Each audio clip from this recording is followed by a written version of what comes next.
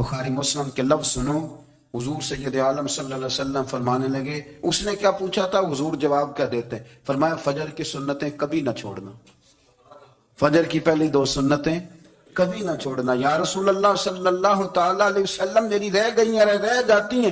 فرمایا فجر کی 2 سنتیں نہ چھوڑنا، فرمایا فجر کی پہلی 2 سنتیں مجھے دنیا اور دنیا کے اندر جو کچھ ہے وہ سب سے زیادہ پیاری ہے۔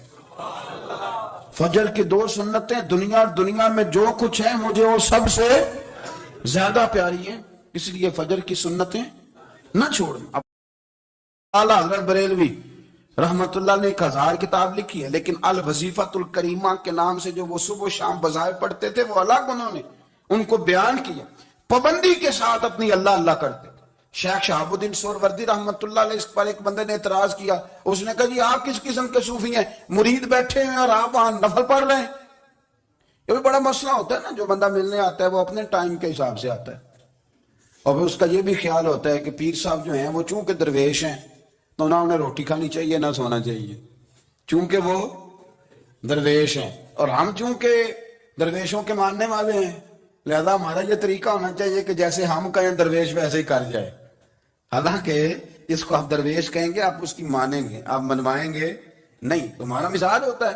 شیخ شہاب الدین پر لوگوں نے اعتراض کی، حضور لوگ ملنے آئے ہیں، زیارت کرنے آئے ہیں، یہ بندے دعا کرانے آئے ہیں، اللہ اللہ کرانے آئے، اور آپ نفل پڑھ رہے ہیں، کیا جملہ ہے، کیا حسن ہے، کیا خوبصورتی ہے۔ فرمانے لگے رب رسول سے مانگنے کے لیے مصلی بچھایا ہے، اگر وہاں سے مانگوں گا نہیں تو تمہیں دوں گا کیا؟ پہلے مجھے کچھ لے تو لینے دو، اگر میرے پلے کچھ ہے ہوگی تو آگے دوں گا نا، تو میں مانگنے گیا تھا کہ یا اللہ دے تیرے بندے لینے آئے ہیں، دے تو میں کچھ لوں گا تو آگے دوں گا نا۔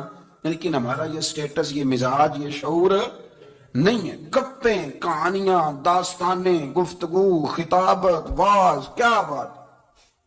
لیکن اگر کچھ کرنے کا کام ہو تو وہ نیم سے ہوتا ہے۔ میرے نبی کریم علیہ السلام نے مصلی سے دل لگانے کا درس دیا، حضور نے توجہ دلائی، صحابہ اس ذوق کے حامل لوگ تھے، وہ کوشش کرتے تھے۔ جناب صدیق اکبر رضی اللہ تعالیٰ عنہ کا عبادت کا مزاج ہمیشہ قائم رہا۔ حضرت عمر فاروق ساری رات اللہ کے حضور کھڑے رہے۔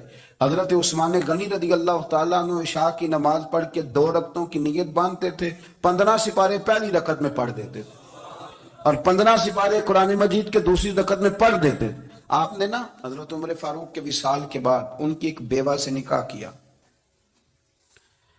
حضرت عثمان غنی نے نکاح کیا۔ وہ خاتون آپ کے نکاح میں آئیں تو عرض کرنے لگی امیر المومنین میرے لیے اعزاز تو بہت ہے کہ میں امیر المومنین کی بیوہ تھی تو امیر المومنین کی منکوحہ ہو گئی ہوں، لیکن حضور نہ تو میں جوان ہوں کہ میرے اندر رغبت ہوتی اور نہ میں اب اس قابل ہوں کہ کوئی خدمت کر سکوں، میرے ساتھ نکاح کی وجہ کیا بنی؟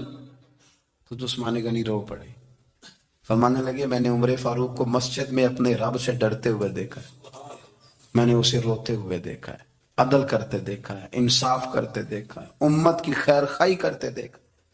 تمہارے ساتھ نکاح اس لیے کیا ہے کہ تم مجھے یہ بتاؤ کہ عمر فاروق گھر کے اندر اپنے رب کو کیسے راضی کرتے، گھر کے اندر کیسے راضی کرتے تھے، وہ طریقے بتلاؤ، تم بتاتی جانا اور میں بھی اسی طرح گھر میں عبادت کروں۔ میرے رسول کریم علیہ السلام نے ارشاد فرمایا، حضور فرمانے لگے جس گھر میں اللہ کا ذکر ہوتا ہے وہ گھر زندوں کا ہے، اور جس گھر میں رب کریم کا ذکر نہیں ہوتا وہ گھر زندوں کا نہیں ہے۔ گھر نا ہم نا کتابوں میں پڑھتے ہیں کہ ایک بزرگ کہتے ہیں، حضرت فضیل بن ایاز کہتے ہیں کہ میں ایک گلی سے گزر رہا تھا تو گھر کے اندر کسی قاری صاحب نے قرآن کی آیت پڑھ دی، ولی من خاف مقام ربہ جنتاں، میں تے میرے کانوں سے ٹکرائی تو اللہ نے میری کایا ہی پلٹ دی، میں توبہ کر گیا۔ اب گھر کے اندر سے آواز آئے تو صحیح نہ تلاوت کی، پر اندر سے آواز آتی نہیں، یا ڈیک بجنے کی آواز آتی ہے، یا ٹی وی چلنے کی آواز آتی ہے، یا دھوم مچانے کی آواز آتی ہے۔ عبادت کا وہ جو خاص شوق تھا، وہ جو حسن تھا، وہ جو توانائی تھی، وہ جو بات تھی۔ ایک جگہ پہ ہم بیٹھے تھے تو وہاں ایک صاحب آئے اور انہوں نے آتے ہی کہا کہ مہربانی کریں ذرا مجھے مصلی دے دیں، میرے نہ کچھ نفل رہ گئے، تو میں نے وضو کر لیا تو کوئی مصلی مل جائے۔ مصلی انہیں دے دیا گیا، وہ مصلی لے کے چلے گئے تو پیچھے ایک صاحب نے تبصرہ کیا، کہنے لگے کتنا ریاکار بندہ ہے، لوگوں کو دکھا رہا ہے کہ میں نفل پڑھتا ہوں. ہے کو بات کرنے والی. میں نے اسے کہا, میں نے کہا تو مہربانی کرنا اس طرح کی ریاکاری تو بھی کر, پکڑ مصلا اور جا تو بھی تھوڑی ریاکاری کر کے آ, اٹھ ذرا. شکر کر کوئی یہ ریاکار بھی ملا ہے, کوئی نفل پڑھ کے ریاکاری کر رہا ہے. اللہ کا میں کہتا ہوں کو پڑھے تو صحیح نہیں یار, یہ کوئی دور ہے نفل پڑھنے کا؟ اس میں تو لوگوں کا مزاج ہی نہیں, طبیعت ہی نہیں. میں نے کہا چل مہربانی کر, یہ لے مصلا اور تو بھی جا تھوڑی سی یا کر یا ریاکاری کرو تو صحیح نا. مزاج ہی نہیں, ذوق. جمعے کی نماز پڑھ کے یوں دنیا بھاگتی ہے, او ہو پتہ نہیں کون سی پیچھے آگ تھی جو بجھائی جائے گی. اور آج تک لوگ مسئلہ پوچھ رہے ہیں کہ جمعے کی بعد والی سنتیں کتنی ہوتی ہیں. میں نے کہا کتنے سال ہو گئے جمعہ پڑھتے, کتنے سال ہو گئے, ابھی تک سنتوں کا نہیں پتا, ابھی تک نہیں علم کے پہلے کتنی رکھتے ہیں اور بعد میں کتنی رکھتے ہیں. فجر کی سنتیں کب پڑھنی چاہیے, سنو فجر کی سنتوں کے بارے میں. میرے رسول کریم سید عالم صلی اللہ تعالی علیہ وسلم سے ایک صحابی نے پوچھا تھا, حضور میری فجر کی سنتیں رہ گئیں یا رہ جاتی ہیں تو حکم کیا ہے؟ کیا انداز ہے حضور کا, اپنا ذوق, اپنی طبیعت. ہم نے نا ذوق غلط بنا لیا ہے. اگر 20 بندے کہہ بھی دیں گے تو نے بڑی شاندار تلاوت کیا تو کیا اس سے بنے گا؟ 100 بندہ کہہ بھی دے تیری کیا بات ہے, کیا بات ہے نعت خاں کی, کیا بات ہے علامہ صاحب کی, پیر صاحب کی, پیر مہر علی شاہ صاحب رحمت اللہ علیہ. آپ تشریف فرما تھے تو آپ کے ایک ہی بیٹے بابو جی جن کو کہا جاتا ہے, جس دن صاحبزادے پیدا ہوئے تو خادم نہ وہاں سے نکلا. ان لوگوں کے شوق اور طرح کے تھے نا, تو ان کی توجہ بھی اپنے شوق کی طرف رہتی. تو خادم نکلا اندر سے, پیر صاحب مبارک ہو, پیر صاحب مبارک ہو, پیر صاحب مبارک ہو, پیر صاحب مبارک ہو, شور کر رہا ہے. تو پیر صاحب کو وجد ہو گیا, اللہ اکبر, اللہ اکبر, اللہ.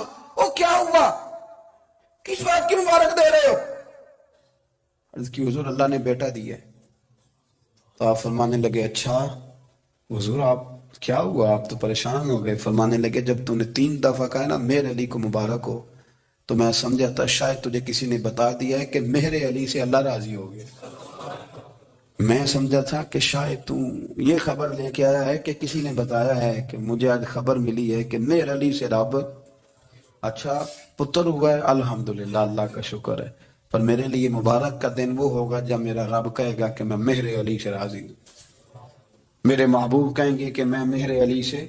آپ بات کو سمجھیں, شوق ہی کسی اور طرف تھا, دل ہی کہیں اور لگا ہوا تھا, طبیعت ہی کہیں اور مائل تھی. کوئی وظیفہ پوچھتے تھے تو پڑھتے تھے وہ لوگ, کچھ اللہ اللہ انہیں بتائی جاتی تھی تو کرنے کا ذوق رکھتے تھے, طبیعت تھی, قائل تھے.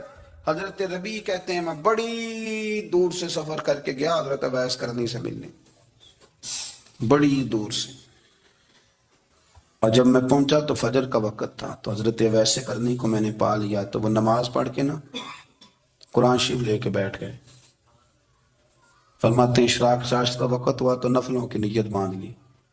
محدث ابن الجوزی نے لکھا ہے, فرماتے ہیں پھر جب زوال کا وقت ہوا تو مسجد میں جھاڑو دینے لگ گئے. زور کی نماز پڑھ کے تو عصر کی تیاری تک وہ مسجد میں بیٹھے رہے. اور میرے نبی پاک علیہ السلام نے فرمایا جو نماز کے انتظار میں بیٹھا ہو وہ نماز ہی میں ہے, وہ نماز ہی میں ہے. فرمایا میری دنیا میری امت کی جو رہبانیت ہے نا وہ اتنی ہے کہ نماز کا انتظار کرے. اذان کے بعد نماز کا یہ راہب ہیں, یہ اس وقت چھوڑ کے بیٹھے ہیں سارا کچھ. فرماتے ہیں عصر تک انہوں نے اللہ اللہ کی, پھر مغرب تک کی, عشاء کی نماز ہوئی تو وہ نماز پڑھی تو وہ تھک گئے. اب مجھے وہ فارغ ہو مصلی چھوڑے تو میں ملاقات کروں نا. یہ آپ حیران نہ ہو کہ اتنی دیر بندہ کیسے اللہ اللہ کر, ہم نے کی نہیں نا اس لیے ہم پریشان ہیں. جو عادی ہوتے ہیں وہ کر بھی لیتے ہیں, وہ یہ کام. میری بات کی سمجھ آ رہی ہے؟ جب جاتے ہو کسی دفتر میں تو 8 گھنٹے کھڑے رہ لیتے ہو نا, مجبوری ہوتی ہے تو کھڑے رہا جا سکتا ہے. پاسپورٹ کے دفتر بولیے, امیگریشن کی لائنوں میں, اور میں نے تو ایمبیسیوں میں بندے 12 گھنٹے پہلے جا کے کھڑے دیکھے, رہ لیتے ہیں کھڑے. تو اگر ان کاموں کے لیے رہا جاتا ہے تو اللہ رسول کے لیے بھی کھڑے رہا جا سکتا ہے. تو فرمانے لگے کہ جب عشاء کی نماز کے بعد آخر انسان تھے, تھک گئے, نیند کا غلبہ ہوا تو تھوڑی ایسے آنکھ بند ہوئی تو کھلی تو رونے لگے. حضرت ویسے کر لیا, رو کے کہنے لگے مالک مجھے غافل تو نہ کر, ابھی میں نے کیا بھی کچھ نہیں, دن ختم ہو گیا, کوئی نفل نہیں, کوئی اللہ اللہ نہیں, اللہ مجھے غافل نہ کر, میری مدد فرما. فرماتے ہیں جب وہ روئے تو میرے ساتھ جو شخص تھا میں نے کہا اٹھو چلیں. کہنے لگا حضور ملنا نہیں, فرمایا جو میں لینے آیا تھا وہ مجھے مل گیا. جو میں ان سے سیکھنے آیا تھا وہ مجھے نصیب ہو گیا، اب اور میں نے کیا لینا، ختم ہو گئی بات، اٹھو چلیں۔ اللہ کے بندوں نے حضرت ربیہ بن کعب اسلمی رضی اللہ تعالیٰ عنہ فرماتے ہیں، کہتے ہیں جب بنو قریظہ اور بنو نضیر یہودیوں کے ساتھ حضور علیہ السلام نے جنگ کا اعلان فرمایا تو وہ دشمن ہو گئے، ہمیں خطرہ تھا کہ وہ رات کو کہیں محبوب کو تکلیف نہ دیں، تو کچھ لوگ نا تلواریں لے کے نبی پاک کے دروازے پہ پہرے داری کرتے تھے۔ گن مین رکھنا حرام نہیں، اگر کسی کو واقعی خطرہ ہو تو اس کے لیے سنت بھی ہے۔ حضرت علی المرتضیٰ تلوار لے کے حضور کے گھر کا پہرا دیتے تھے۔ حضرت ربیہ بن کعب اسلمی رضی اللہ تعالیٰ عنہ فرماتے ہیں کہ رات میری ڈیوٹی تھی کہ میں حضور کے گھر کا پہرا دوں گا، تو فرماتے ہیں میں باہر سن رہا تھا، ساری رات ہی میرے نبی پاک نے اللہ کی تسبیح پڑھی، ساری رات، کبھی تسبیح، کبھی تحلیل، کبھی تحمید، کبھی تکبیر، ساری رات۔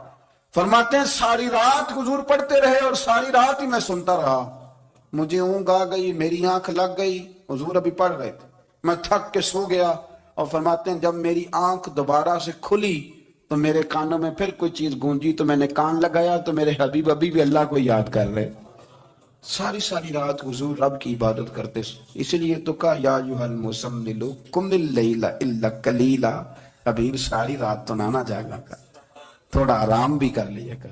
میرے بھائی اپنا مصلی، اپنی عبادات، اپنے وظائف، اللہ اللہ جو آپ نے کسی سے سیکھی ہے اس کو کبھی کمزور نہ ہونے دیں۔ شجرہ شریف جو کسی بزرگ سے آپ لے لیتے ہیں تو کیا رسم ہے کوئی؟ اس پہ کچھ لکھا ہوتا ہے، وہ پڑھنے کے لیے دیا جاتا ہے، اس پہ لکھا ہوتا ہے کہ یہ اللہ اللہ آپ نے کرنی ہے۔ ساری زندگی کسی اسکول میں داخل ہو گئے اور وہاں جا کے آپ نصاب بھی نہ پڑھیں، کتاب بھی نہ کھولیں تو پاس ہو جائیں گے؟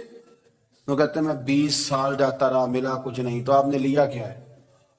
ایک اتنی سی کتاب تھی، اس کو تو کھول کے آپ دیکھ نہیں سکے، اس کے وظائف تک تو رسائی نہ ہوئی، اس لیے کہ اللہ اللہ کرنا مشکل ہے اور تصویر کھچانا یہ آسان کام ہے۔ تو جو آسان ہے اس طرف ہماری توجہ لگی رہتی ہے اور جو مشکل ہے اس طرف ہم ذوق پیدا نہیں کرتے۔ یا ایھا الناس اعبدوا ربکم الذی خلقکم والذین من قبلکم لعلکم تتقون، اے لوگوں اس رب کی عبادت کرو جس نے تمہیں پیدا کیا اور تم سے پہلوں کو پیدا کیا، اس لیے عبادت کرو کہ تم پرہیزگار ہو جاؤ گے۔